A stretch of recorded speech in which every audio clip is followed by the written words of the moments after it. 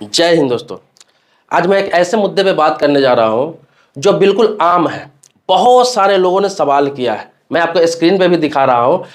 कई लोगों ने सवाल किया है, ये सवाल आम है, प्रॉपर्टी से रिलेटेड है। हर व्यक्ति को देखना चाहिए, हर इंसान को ये वीडियो देखना चाहिए, समझना चाहिए, ताकि आगे चल के आपके घर में किसी प्रकार का लफड़ा ना हो, किसी प्रकार का झगड़ा ना हो, किसी प्रकार की लड़ाई ना हो, केस मुकदमा का नौबत नहीं आए, भाइयों में लड़ाई का नौबत नहीं आए। तो इसके लिए थोड़ा टाइम निकाल के इस वीडियो को आप पूरा जरूर देखेंगे। आपको बता दूं कि एक व्यक्ति ने क्वेश्चन किया है, सवाल किया है, जो स्क्रीन पर दिखा भी रहा हूं मैं आपको, कि मैंने कमा कर अपने पिता के नाम से प्रॉपर्टी खरीदा। मतलब मैं जीवन भर कमा के अपने पिता के नाम से प्रॉपर्टी खरीदा। जॉइंट फैमिली था, मेरे छोटे भाई थे, बहन थी। लेकिन हुआ यूँ कि पिताजी के मरने के बाद, फादर के मरने के बाद, छोटे भाई ने प्रॉपर्टी बंटवारा के लिए तैयार हो गया। जैसे ही उसकी शादी हुई, वो बोलता है कि प्रॉपर्टी का बंटवारा कर दो, मुझे बांट कर दे दो, चूंकि संपत्ति पिता के नाम से। अब बड़े भाई ने सवाल किया है कि मैंने खरीदा था, मैंने अपने कमाई से खरीदा था, उसमें छोटे भाई का कुछ नहीं लगा हुआ है, लेकिन पिता के नाम से मैंने लिया, ज्वाइंट फैमिली थी, इसीलिए क्या क्या उसमें ऐसा हो सकता है कि मैं अपने छोटे भाई को प्रॉपर्टी में हिस्सा ना दूं, या फिर ये बोलूं कि तुम अपना कमा कर करो, ये तो मेरी कमाई का हिस्सा है? क्या ऐसा संभव है? बहुत सारे लोगों का सवाल हो सकता है, आपके आसपास भी इस तरह का होता है। तो मैं इस सवाल का बहुत ही आसानी से कम समय में जवाब देने का प्रयास करूंगा। आगे बढ़ने से पहले आपसे रिक्वेस्ट करूंगा कि वीडियो को लाइक करिए। मन में सवाल प्रश्न आएगा तो आप भी कमेंट बॉक्स में लिखेंगे, आपके कमेंट पर भी वीडियो बनाऊंगा नाम के साथ में। मैं आपको बता दूं कि ये जो पिता के नाम पर आप प्रॉपर्टी लेते हैं या माता के नाम पर प्रॉपर्टी लेते हैं, अब ज्वाइंट फैमिली है या नहीं है, इससे कोई मतलब नहीं। आप जो प्रॉपर्टी पिता या माता के नाम से ले लिए, तो उन पिता या माता से जितने भी संतान, चाहे वो बेटा हो, बेटी हो, कोई भी हो, सभी का बराबर का हिस्सेदारी हो जाता है, सभी का बराबर का हकदारी हो जाता है। रही ज्वाइंट फैमिली के बाद, बहुत सारे लोग कहते हैं कि ज्वाइंट फैमिली में जो रह के खरीदा जाता है प्रॉपर्टी, तो लोग अपने माँ के नाम पे, बाप के नाम पर कोई एक कमाने वाला भी रहता है तो ले लेता है। तो मैं आपको बता दूं कि ये आपका बड़प्पन है।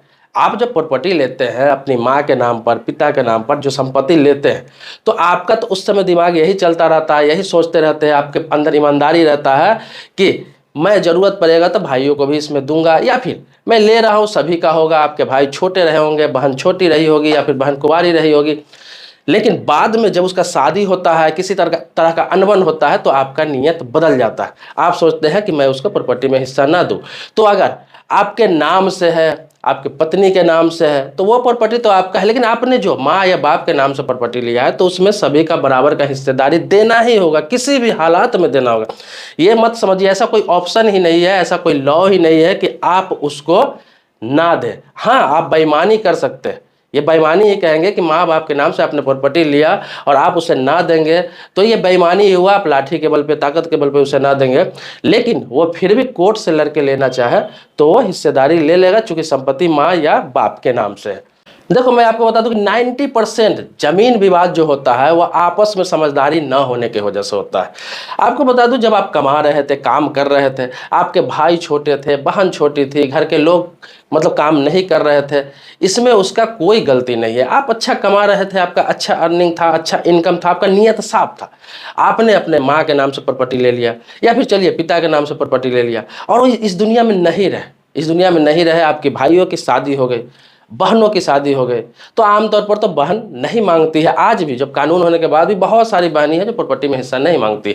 लेकिन भाई का शादी हो गया, भाई का शादी हो गया, अगर वो कह रहा है कि भाई मैं आपसे अलग रहूंगा, मैं अलग ज़िंदगी जीऊँगा, तो अगर प्यार मोहब्बत से अगर साथ में आप रहते हैं, अलग अलग हो जाते हैं, तो क्या इसमें बुराई है? रही प्रॉपर्टी में हिस्सेदारी देने के बाद, तो आपने इसी नीयत से लिया होगा पिता के नाम से कि कल हो के मैं उसको दूंगा, ज़रूरत पड़ेगा तो मैं उसकी मदद करूंगा। उस समय वो काम नहीं कर रहा था, मदद नहीं कर पा रहा था, या पढ़ाई कर रहा होगा, या फिर वो सेटल नहीं होगा, तो लेकिन ज्वाइंट फैमिली में था, इसीलिए आपको देना ही होगा। ज्वाइंट फैमिली में ना भी रहता, ज्वाइंट फैमिली में ना भी रहता, मैं आपको बता दूं, अगर वो अलग भी शुरू से रह रहा होता और आपने माता या पिता के नाम से संपत्ति ले लिया, फिर भी वो अधिकार जताता और उसको आपको देना पड़ता। और ये सिर्फ भाइयों की बात नहीं बता रहा हूँ, आपकी अगर बहन है तो वो भी अपनी हिस्सेदारी ले सकती है।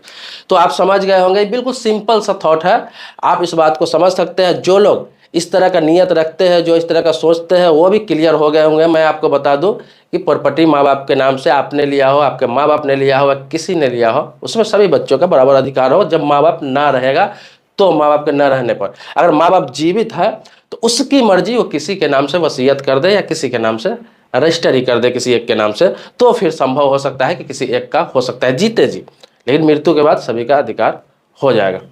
दोस्तों, आपके मन में कोई भी प्रॉपर्टी से रिलेटेड हो गया, बैंक से रिलेटेड हो गया, इंश्योरेंस से रिलेटेड हो गया, लोन से रिलेटेड हो गया, इन्वेस्टमेंट से रिलेटेड हो गया, इसके अलावा रेलवे से रिलेटेड हो गया, पोस्ट ऑफिस से रिलेटेड हो गया, कोई भी इस तरह का कोई भी मन में सवाल है, आप भी कमेंट बॉक्स में लिखिए। आपके कमेंट के साथ वीडियो बनाऊंगा। मिलते हैं नेक्स्ट वीडियो में एक नए मुद्दे के साथ। तब तक के लिए शुक्रिया, धन्यवाद। जय हिंद दोस्तों।